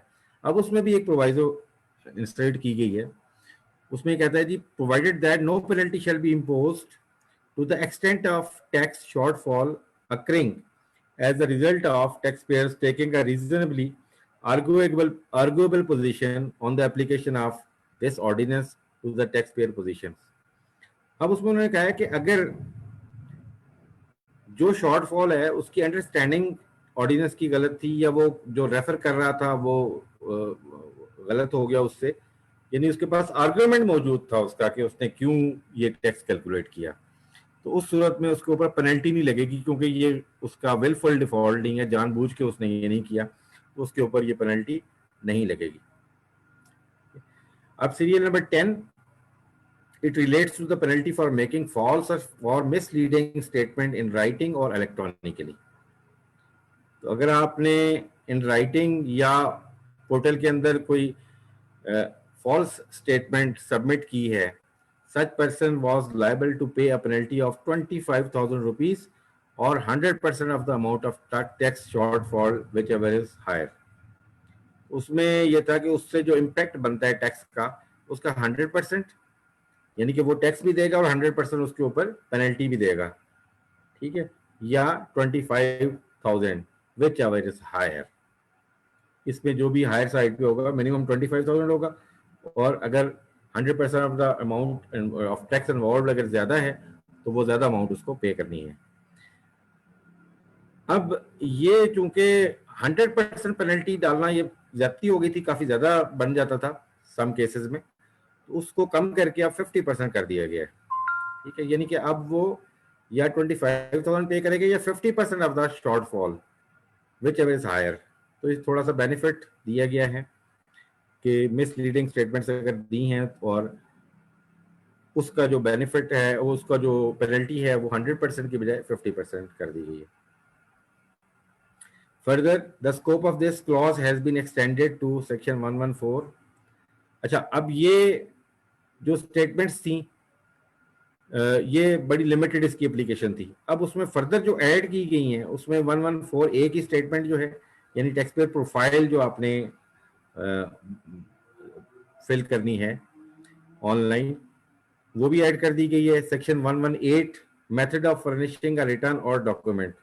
अब 118 जो है वो ये कहता है कि जी आपने कोई स्टेटमेंट फाइल की और वैसे फाइल नहीं की जैसे करनी चाहिए थी, यानी कि इन द रिक्वायर्ड या प्रेस्क्राइब्ड मैनर आपने जो करनी थी उसकी बजाय आपने किसी और मैनर में कर दी, तो वो भी इसी मिसलीडिंग या फॉल्स स्टेटमेंट के अंडर आएगी। फॉर एग्जांपल, आपने अपना टैक्स रिटर्न फाइल करना था और एफबीआर के एक पोर्टल में एक गिवन फॉर्मेट है, उसकी बजाय आपने किसी और फॉर्मेट में अगर सबमिट कर दिया तो वो भी आपका फॉल्स या मिसलीडिंग स्टेटमेंट शुमार होगा। ठीक है, और इसके ऊपर जो पेनल्टी होगी 25,000 या 50% of the amount of shortfall whichever is higher। अच्छा जी, ऑफेंसेस एंड पेनल्टीज आगे चल रहा है। Serial number 11। This relates to the penalty on any person who denies or obstructs the access of chief commissioner or any officer authorized by the commissioner। अगर commissioner या उसका जो authorise person है उसको वो अपने प्रेमिसेस में जाने से रोकता है, अपनी प्लेस में जाने से रोकता है, या उसके अकाउंट्स को देखने से मना करता है, या कोई और डॉक्यूमेंट्स जो वो देखना चाहता है उसको देखने से मना करता है, या उसकी कॉपीज लेने से मना करता है, कोई कंप्यूटर या स्टॉक्स उसके पास है उसकी इंस्पेक्शन से मना करता है, उसको रोकता है। Such person was required to pay a penalty of 50,000 rupees or 100% of the amount of tax involved, whichever is higher। तो अगर आपने किसी कमिश्नर को या उसके अथराइज रिप्रेजेंटेटिव को आपने रोका, एक्सेस नहीं दी इन चीज़ों की, तो वो 50,000 रुपीज़ का उस पर फाइन है, या जितना टैक्स उसने एवेड किया है या जिसमें जो टैक्स इन्वॉल्व था उसका 100% पेनल्टी के तौर पे वो देगा। अब ये 100% की पेनल्टी जो है ये 50% कर दी गई है। अब सीरियल नंबर 15, ये है जी penalty on person who fails to collect और deduct tax as required under any provisions of this ordinance और fails to pay the tax collected और deducted as required under section 160। ठीक है, इसमें वो है कि जो या तो विदहेल्ड नहीं करता किसी का टैक्स, ठीक है, फेल होता है उसमें, या टैक्स कलेक्ट करता है तो वो जमा नहीं करवाता गवर्नमेंट ट्रेजरी में, तो उसके लिए क्या थी पेनल्टी? पेनल्टी ऑफ 40,000 रुपीज और 10% of the amount of tax involved whichever is higher. तो वो 40,000 या 10% ऑफ द टैक्स उसमें जो इन्वॉल्व, जितना टैक्स था उसका 10% वो पेनल्टी के तौर पर और देगा। अगर ये 40,000 से कम हुआ तो 40,000 वो कम अज कम पे करेगा। ठीक है, अब इसमें चेंज ये की गई है कि कुछ इसका स्कोप बढ़ा दिया गया है। उसमें डिवीजन 2 जो एडवांस टैक्स ऑन इम्पोर्ट्स है, इम्पोर्ट्स के ऊपर भी अगर वो ऐसा करता है कि जी विदहेल्ड हुआ और जमा नहीं करवाया, डिडक्शन ऑन सैलरी डिवीजन 3 में, dividend, special purpose vehicles, profit and debt, payment to non residents, payment to foreign produced commercials goods, services and contracts, royalties, exports, income from property, prize bonds वाला या prices and winnings. तो ये इसका scope बढ़ा के almost हर जगह जहां advance tax कटता है या विदहेल्ड होता है कोई भी टैक्स, उस सब तक ये बढ़ा दिया गया है।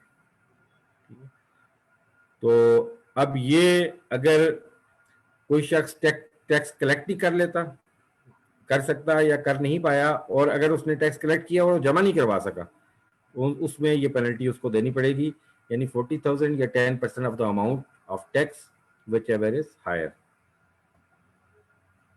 अब जी serial number 16, it requires every taxpayer to display NTN at the place of business, यानी कि हर टैक्स पेयर को अपनी बिजनेस प्लेस के ऊपर NTN डिस्प्ले करना जरूरी है, और अगर वो नहीं करेगा तो उस पर 5,000 का फाइन था। ठीक है, अब NTN के साथ साथ बिजनेस लाइसेंस भी उन्होंने लाजमी करार दे दिया है कि अब जाहिर है कि बिजनेस लाइसेंस स्कीम एक शुरू की गई है, वो भी जल्दी स्टार्ट हो जाएगा। हर बिजनेसमैन को एक लाइसेंस भी दुकानदार को मिलेगा, तो उसने अपने NTN के साथ जिस जिसको लाइसेंस मिला हुआ उसने अपना लाइसेंस भी डिस्प्ले करना है। ठीक है। Further, this requirement has been extended to section 181D, which relates to business license scheme. जैसे मैंने आपको कहा 181D इंसर्ट की गई थी, जिसमें उन्होंने बिजनेस लाइसेंस स्कीम को डिस्कस किया था और उन्होंने कहा था कि हर बिजनेसमैन को बिजनेस लाइसेंस दिया जाएगा। ठीक है, और उस लाइसेंस को डिस्प्ले करना भी जरूरी है। अब इसमें एक प्रोवाइजो ऐड किया गया है, provided that no penalty shall be imposed to the extent of the tax shortfall occurring as a result of taxpayer taking a reasonably arguable position on the application of the ordinance to the taxpayer position। अगर कोई कहता है जी मेरे पास licence आया नहीं अभी, या मैं फर्स्ट टाइम डिफॉल्ट कर रहा हूँ, कोई ना कोई उसके पास अगर आर्गूमेंट है तो वो उसको पेनल्टी, अगर कन्विंस होता है कमिश्नर तो उसको पेनल्टी नहीं देनी पड़ेगी। फिर उसमें सेक्शन जो सीरियल नंबर 19 एंड 20 है, ये दोनों रिमूव कर दिए गए हैं, ओमिट कर दिए गए हैं।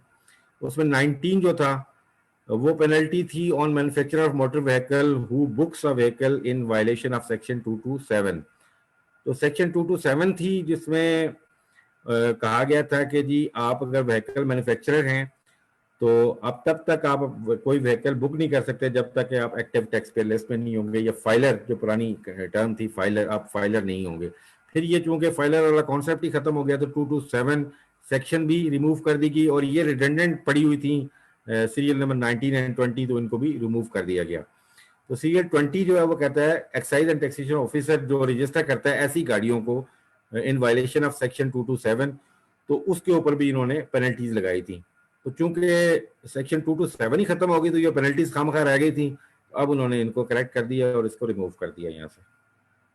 ठीक है, ये नीचे मैंने लिखा है section 227 was already omitted and related to restriction on purchase and registration of such vehicles unless he is a filer. तो कॉन्सेप्ट मैंने आपको बता दिया, क्योंकि फाइलर का कॉन्सेप्ट खत्म हो गया, अब है एक्टिव टैक्स पेयर लिस्ट, और ये सेक्शन 227 ही खत्म हो गई तो अब इसका कोई जवाब नहीं रह जाता था। अच्छा जी, उसके बाद है जी सेकंड शेड्यूल एग्जाम्पशंस हैं।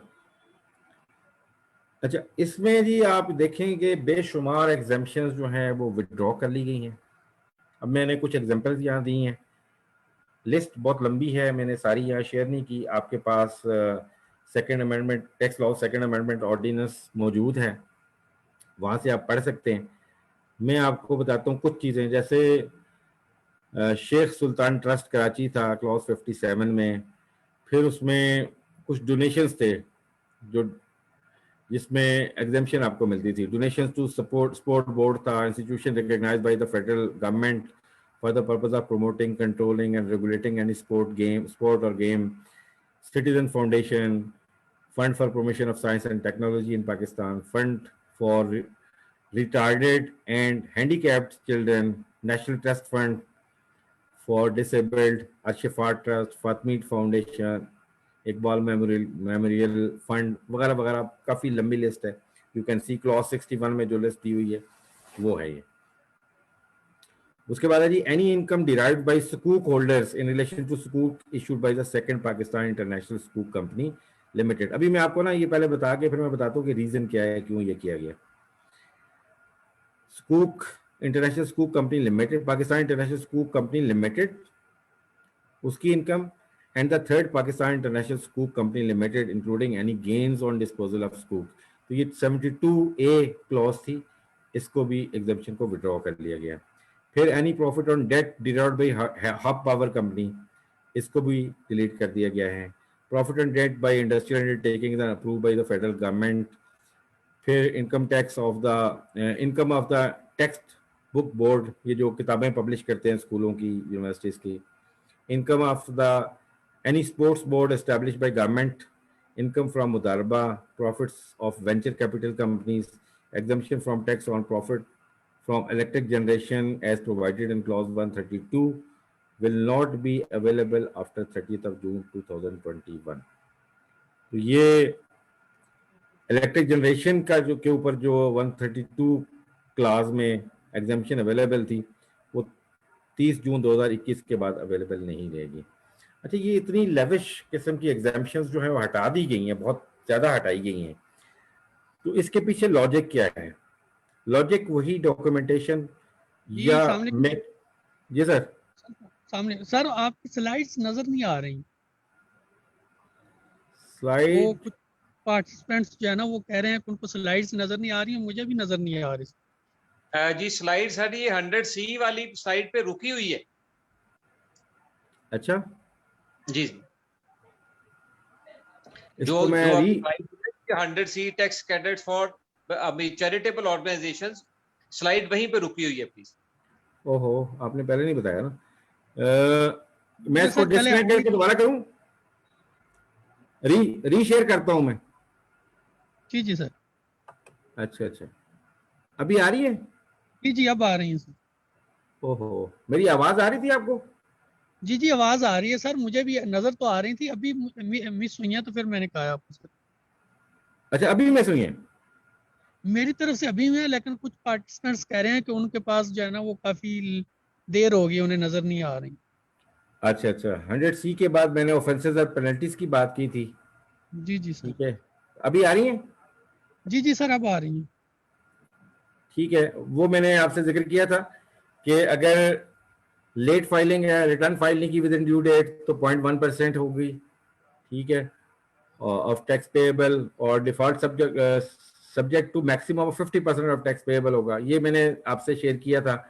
और अगर ये टोटल मिलके 40,000 से कम है तो कम से कम 40,000 आपने पे करना है। ठीक है, और उसमें कुछ इस दफा जो चेंजेस की गई हैं, 2 प्रोवाइजो ऐड किए गए हैं कि अगर आपकी इनकम 8 लाख या उससे कम है तो फिर ये 5,000 रुपये की पेनल्टी होगी। और दूसरा ये है कि अगर आपने 1 महीना लेट जमा करवाई है, विद इन 1 मंथ करवा दिया तो 75% आपकी पेनल्टी वेव हो जाएगी।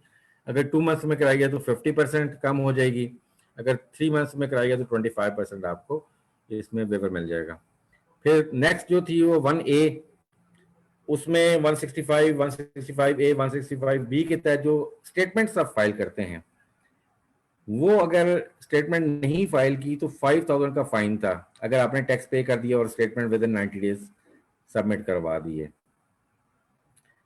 और अगर आपने स्टेटमेंट भी फाइल नहीं की या आपने टैक्स पे नहीं किया तो उस 25,000 पर डे, ठीक है, जो कम से कम 10,000 होगा और 2500 रुपये पर डे के हिसाब से जितना बनेगा वो होगा, या 10,000 विच एवर इज हायर। ठीक है, और उसमें एक प्रोवाइजो ये की गई थी कि अगर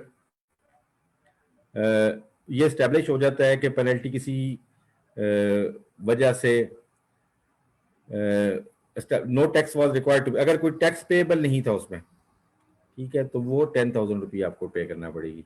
नेक्स्ट मैंने आपसे बात की थी कि सीरियल 6 में कि अगर कैलकुलेशन टैक्स की गलत करता है वो अपनी, ठीक है, और रिपीट करता है इस गलती को, यानी कि बार बार वो अपनी टैक्स कैलकुलेशन गलत करता है जिसकी वजह से आपका टैक्स पेएबल कम बनता है एक्चुअल टैक्स पेएबल से, तो उस सूरत में आपको नॉट ओनली कि वो जो गैप है वो आपने फिल करना है, वो भी आपने पे करना है, बल्कि आपने 30,000 का फाइन पे करना है या 3% of the amount of tax involve, जितना आपने टैक्स बचाया था उसका 3% पेनल्टी के तौर पर देना पड़ेगा, और या 30,000 विच एवर इज हायर।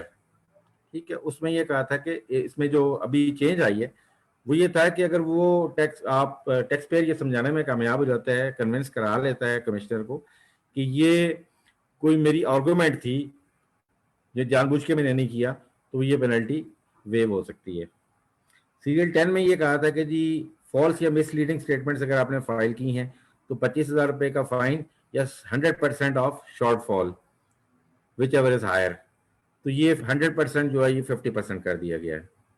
ठीक है, और ये इसकी स्कोप भी बढ़ा दिया गया था जिसमें टैक्स पेयर प्रोफाइल और आपकी जो रिटर्न फाइलिंग वगैरह अगर आपने उस फॉर्मेट में नहीं की या उस मैनर में नहीं की जिस मैनर में FBR कह रहे हैं, तो तब भी ये समझा जाएगा कि ये फॉल्स या मिसलीडिंग स्टेटमेंट आपकी तरफ से है।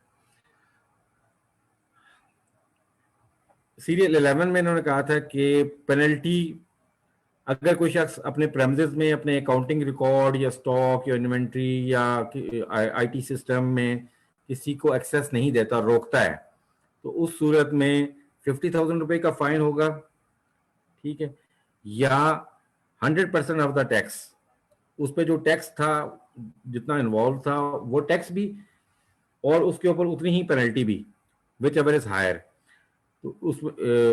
तो ये विच एवर इज हायर होगा। तो लेकिन अब ये 100% को 50% कर दिया गया।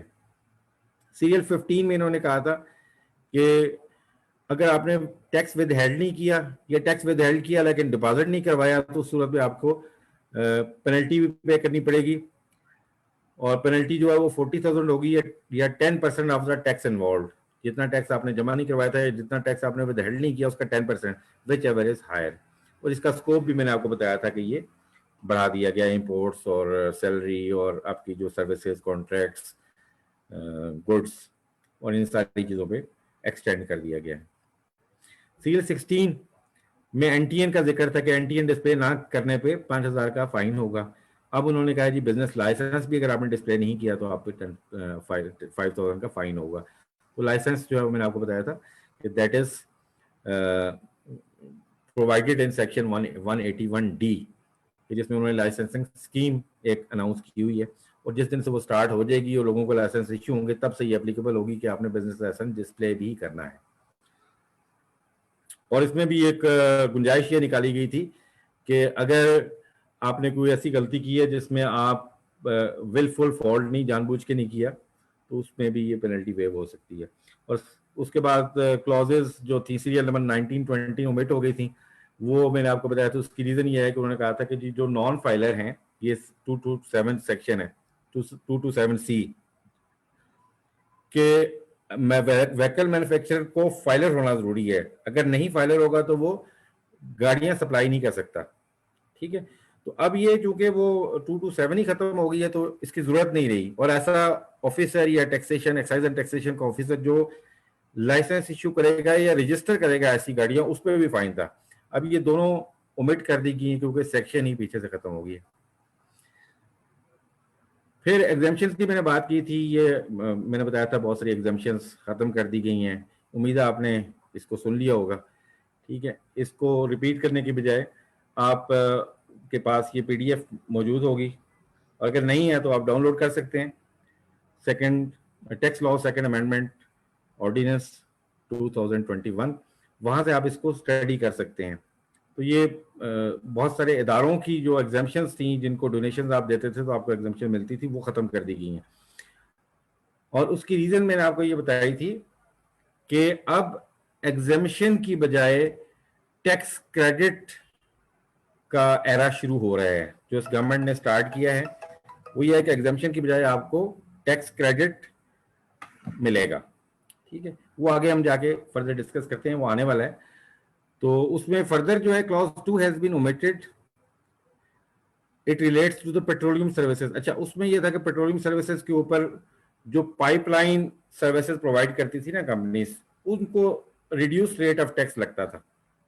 तो अब उन्होंने खत्म कर दिया, उन्होंने कहा नॉर्मल टैक्स लगेगा उनके ऊपर। उसमें क्लॉज 3 इसको भी ओमिट कर दिया गया है। ये भी services rendered outside Pakistan and construction contracts executed outside Pakistan, इसमें यह था कि 50% टैक्स होता था और इन्होंने अब इसको रिमूव कर दिया। इसका मतलब अब ये भी नॉर्मल टैक्सेशन में आएंगी। Clause 3B has been omitted. 3B में क्या था कि पाकिस्तान क्रिकेट बोर्ड को ना 4% टैक्स लगता था, रिड्यूस रेट। अब उन्होंने उसको हटा दिया है, तो इसका मतलब अब पाकिस्तान क्रिकेट बोर्ड भी 100% अपना प्रॉपर टैक्स देगा, ठीक है। वो आगे मैं बताऊंगा कौन कौन प्रॉपर देगा और कौन कौन क्रेडिट अप्लाई करेगा। Clause 5B has also been omitted, जिसमें capital gains derived by a person from the sale of shares और assets by a private company to private equity and venture capital fund was charged at the rate of 10%। तो उसमें जो gain था वो 10% होता था अगर आपने sale of share by a private company to, अगर आपने वेंचर कैपिटल को सेल किए हैं तो आप पे 10% टैक्स था। अब ये भी ओमिट कर दी गई है। इसी तरह क्लॉज 18, 18B, 24AA ये भी ओमिट कर दी गई हैं। ये 18 जो है मुदारबा कंपनीज, उस पर 25% टैक्स रेट था। 18B जो था और जो स्टॉक एक्सचेंज में एनलिस्टमेंट के ऊपर आपको 2% का रिबेट मिलता था, टैक्स कम पड़ता था, रिड्यूस रेट लगता था, वो भी खत्म कर दिया गया है। 24AA में related to reduce tax rate of, ये CR नोरिनको जॉइंट वेंचर, ये चाइनीज कंपनी थी, CPEC के ऊपर ये काम कर रही थी, तो उसका भी रिड्यूस रेट जो है वो खत्म कर दिया गया है। और reduced rate of minimum tax at the rate of 25% has been extended to retailers of locally manufactured, ये locally manufactured मोबाइल फोन्स हैं। तो जो पाकिस्तान में चूंकि मोबाइल फोन बनना शुरू हो गए हैं, तो उस पे मिनिमम टैक्स जो 0.25% है, नॉट 25%, ठीक है, ये लगेगा। उसके बाद क्लॉज 28A भी ओमिट कर दी गई है, reduction on import of hybrid cars. तो हाइब्रिड कार्स की इंपोर्ट के ऊपर जो आपको रिड्यूस रेट लगता था वो भी खत्म कर दिया गया है। अब गवर्नमेंट का फोकस ये है कि पाकिस्तान में हाइब्रिड कार्स बने, बल्कि अब तो इलेक्ट्रिक कार्स की बात हो रही है, तो वो ये जो रिड्यूस रेट है, एग्जेम्पशंस हैं, ये आस्ता आस्ता विड्रॉ हो रही हैं, और बहुत बड़ी जो इनका बंच है वो इस लॉ में खत्म किया गया है। अच्छा, इसमें फिर ये था कि जी रिडक्शन इन टैक्स लायबिलिटीज, ये सेकंड शेड्यूल ही चल रहा है, पार्ट 3, उसमें क्लॉज 2 है, वो भी ओमिट कर दी गई है। उसमें ये था कि जी teachers, researchers employed in NPO यानी नॉन प्रॉफिट ऑर्गेनाइजेशन या research institution recognised by HEC, अगर कोई एम्प्लॉयड है टीचर्स या रिसर्चर का जो अलाउंस था वो भी खत्म कर दिया गया है, ठीक है। उसके बाद क्लॉज 7 भी ओमिट कर दी गई है, जिसमें यह था कि जी फॉरेन फिल्म मेकर्स को 50% रिड्यूस टैक्स रेट लगता था, वो भी खत्म कर दिया गया, अब वो भी 100% टैक्स देंगे। क्लॉज 8 भी ओमिट हुई है, इसमें जो पाकिस्तानी फिल्म मेकिंग कंपनीज थी, जो फिल्में पाकिस्तान में बनती थी, उसमें 75% तक रिड्यूस रेट लगता था, अब वो भी खत्म कर दिया गया। Clause 9 has been amended to limit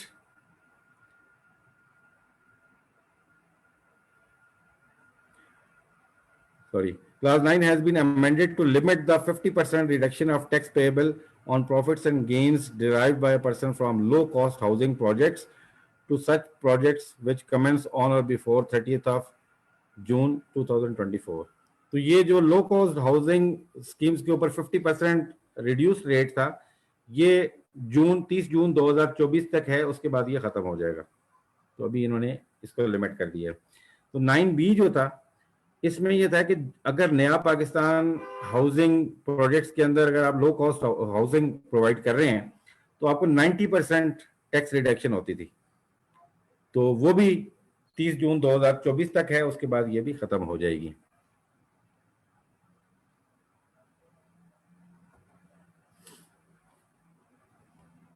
उसके बाद है जी 13th स्केड्यूल, 13th। अब ये एक न्यू इंसर्शन है।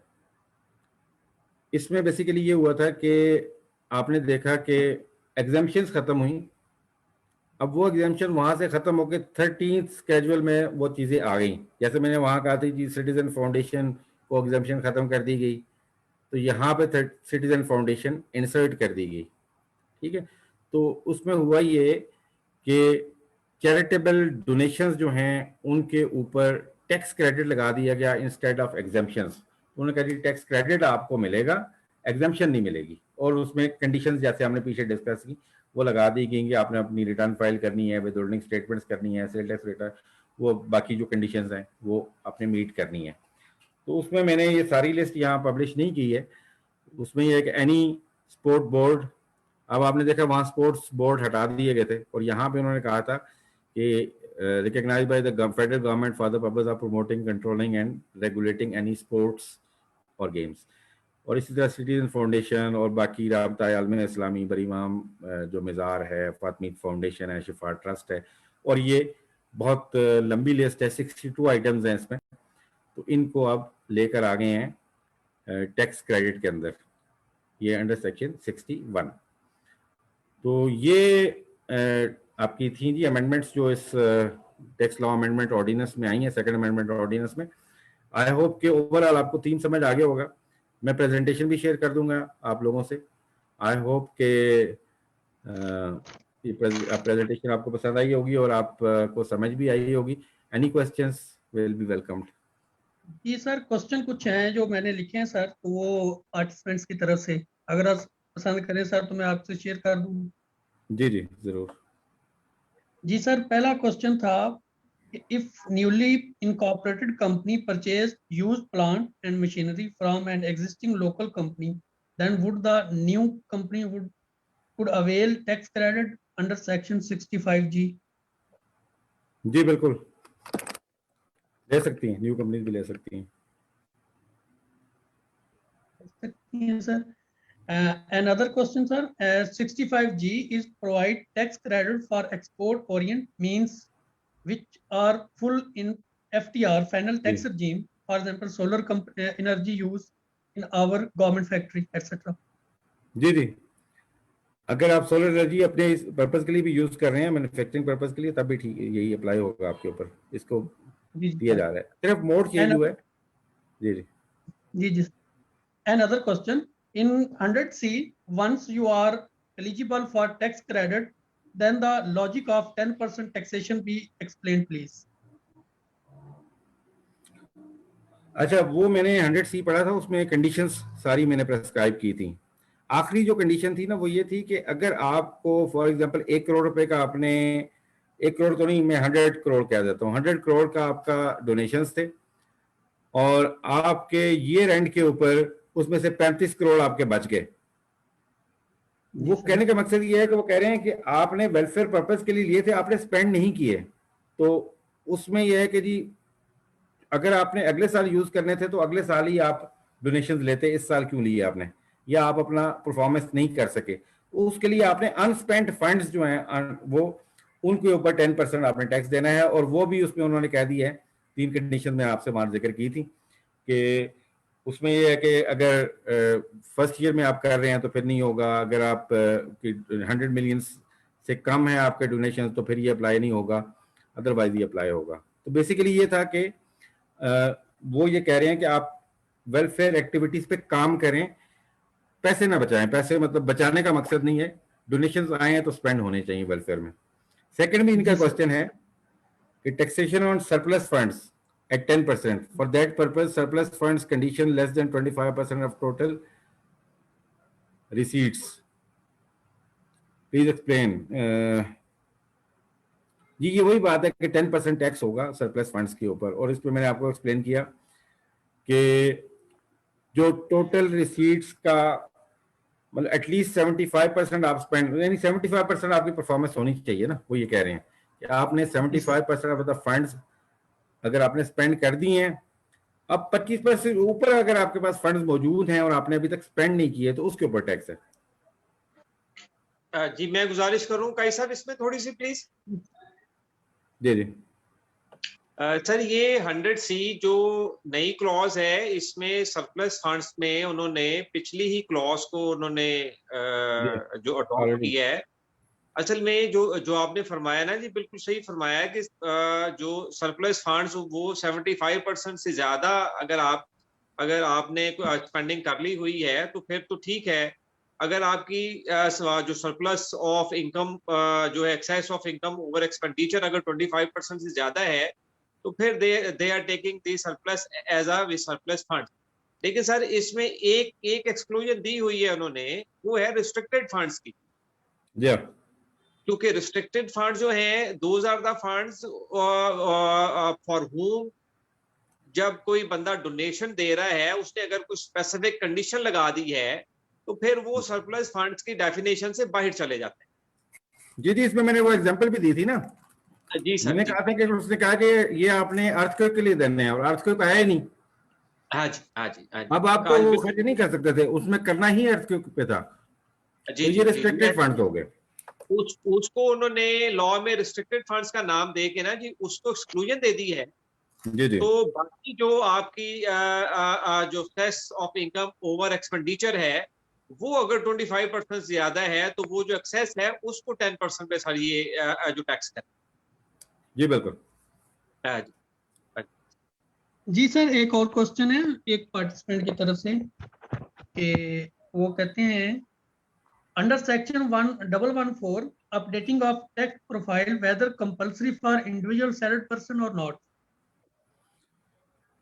सैलरीड पर्सन का कोई और सोर्स ऑफ इनकम नहीं है तो उनके लिए इनकरेज, एफबीआर इनकरेज करता है कि आप उसको फाइल करें, लेकिन मैंडेटरी नहीं है। जी सर, एक और क्वेश्चन है सर, आखिरी लास्ट क्वेश्चन है जो मेरे पास आया है, whether this reduction in penalty by 75%, 50%, 25% for late filing shall be applicable for the returns filed for the year 2020। जी, ये इस साल के लिए भी एप्लीकेबल है। 2020 नहीं, 21, ये जो आपने लास्ट 2020 की जो फाइल की, हाँ ठीक है, इस पे अप्लाई हो गई। जी जी, अप्लाई होगा। जी जी, लेकिन आप देखें ना, इसमें आप वो 2 महीने वाला कॉन्सेप्ट तो खत्म हो गया, अब तो 3 महीने वाला भी खत्म हो गया। ठीक है, तो अब वो फायदा कोई नहीं है। अब किसी ने अगर फाइल की है मार्च, आपका 3 महीने मार्च में कंप्लीट हो गए, और अगर कंपनी भी है तो उस सूरत में अब उसका फायदा कोई नहीं है। अगर किसी ने पहले फाइल की हुई है और उसके ऊपर पेनल्टी अगर कह रहा था अभी यार, तो अब नहीं लगेगी। जी सर। सर एक क्वेश्चन अभी एक पार्टिसिपेंट ने सेंड किया है, ज़कात to welfare organisation is previously exempt now treated as tax credit. ज़कात को मेरे ख्याल है इन्होंने नहीं छेड़ा। नहीं छेड़ा सर? नहीं नहीं नहीं नहीं, नहीं। ज़कात टू वेलफेयर ऑर्गेनाइजेशन प्रीवियसली, बिल्कुल ज़कात उन्होंने वो दे दिया ना सर, इदारों के नाम दे दिए ना, किस इदारे को आप दे रहे हैं। ठीक है जी जी सर। और वो सारी की सारी, कुछ एग्जाम्पशन अवेलेबल है, मतलब आप सारी रिमूव नहीं हुई, कुछ वहां पे लिस्ट में अवेलेबल है, कुछ यानी कि मेजॉरिटी जो है वहां से रिमूव होकर क्रेडिट में चली गई है, और कुछ वहां अवेलेबल है स्टिल। ठीक है, अगर आप मसलन ये फातमीद फाउंडेशन को अगर आप ज़कात देते थे तो वो एग्जाम्प्ट थी, अब वो फातमीद फाउंडेशन आ गई टैक्स क्रेडिट में। ठीक है, तो वो आपने 1 by 1 देखना है कि जो इदारा जिसको आप दे रहे हैं वो किस में फॉल करता है। मेजॉरिटी वैसे इसी में आ गई है, जो इन्होंने 13th शेड्यूल दिया है ना, उसमें आ गई है। जी सर, एक क्वेश्चन सर और है सर, मैं भी देख रहा हूँ एक प्लीज। जी जी सर, वो ये टीचर्स का अब जो इन्होंने जो अच्छा उसमें रिडक्शन थी, जो है पार्ट 3 सेकंड स्केड्यूल की, जो 25% फुल टाइम टीचर और रिसर्चर्स को जो टैक्स क्रेडिट अवेलेबल था एट द रेट 25%, सर अब जब उसकी कैलकुलेशन होगी तो वो क्या करेंगे? मतलब 18 मार्च ऑनवर्ड से हम उनको सैलरी में, और 18 मार्च से पीछे जो है जुलाई 1 2020 से लेकर 18 मार्च की कैलकुलेशन सेपरेट से होगी, और 18 मार्च ऑनवर्ड 30 तक की जो कैलकुलेशन सेपरेट से होगी, फिर जो है टैक्स कैलकुलेट होगा उनका। देखें, ये इस पे हमें जाना पड़ेगा एप्लीकेबिलिटी ऑफ दिस लॉ। ठीक है जी, एक सेकंड में, जस्ट अ सेकंड, ये आपके सामने आ रहे हैं, ये आ रहा है जी। थैंक यू आ रहा सर। अच्छा नहीं नहीं, ये मैंने खोला हुआ, शेयर नहीं किया हुआ शायद।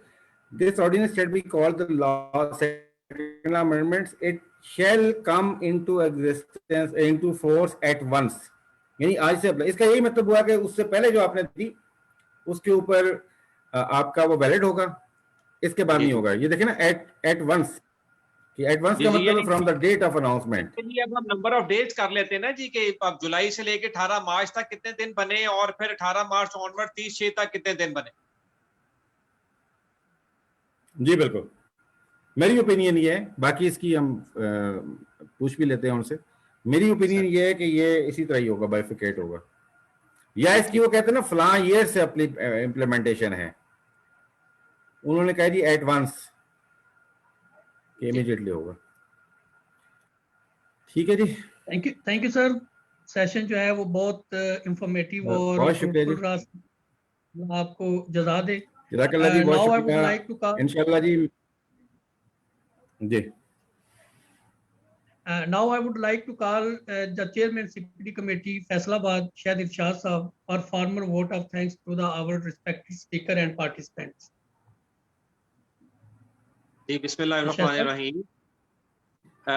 लर्नर स्पीकर गुलाम मुस्तफा काजी साहब, डियर फेलोज, और हमारे वेबिनार के जितने भी पार्टिसिपेंट्स हैं, on behalf of Faisalabad branch council and on behalf of CPD committee Faisalabad branch council, I am highly thankful कि आप लोगों ने हमारे लिए अपना कीमती वक्त स्पेयर किया, and I am specially thankful to Ghulam Mustafa Qazi sahab who spared for us his very valuable time and who shared his valuable comments on this very important जो 18 माह से अपना ये जो अमेंडमेंट आई है, और बहुत खूबसूरती से उन्होंने हमें पहले तो उन्होंने हमें हमारी इंफॉर्मेशन में इजाफा किया, फिर हमारे क्वेश्चन आंसर सेशन को बड़े उन्होंने पेशेंटली लिया और बड़ा ही उन्होंने अच्छे तरीके से प्रोफेशनली जवाब दिया। एंड आई होप काई साहब हमें हमारे अपने इस पैट्रोनेज को फैसलाबाद ब्रांच काउंसिल के लिए इन फ्यूचर भी जारी रखेंगे सर, और हम इंशाल्लाह चाहे आपको तकलीफ देते रहेंगे। Thank you very much. You welcome Thank जी, you, thank you sir. So much. अल्लाह हाफिज Thank जी, you, sir. Thanks for the Thank you, sir. Participation. अल्लाह हाफिज। Allah Hafiz.